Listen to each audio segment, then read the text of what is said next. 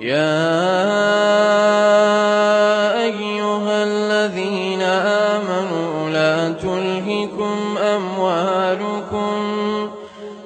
تُلْهِكُمْ أَمْوَالُكُمْ وَلَا أَوْلَادُكُمْ عَن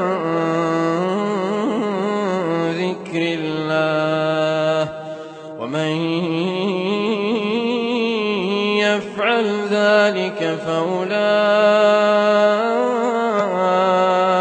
هُمُ الْخَاسِرُونَ وَأَنفِقُوا مِمَّا رَزَقْنَاكُم مِّن قَبْلِ أَن يَأْتِيَ أَحَدَكُمُ الْمَوْتُ فَيَقُولَ رَبِّ لَوْلَا أَخَّرْتَنِي إِلَىٰ أَجَلٍ قَرِيبٍ فَأَصَّدَّقَ وَأَكُن مِّنَ الصَّالِحِينَ وَلَن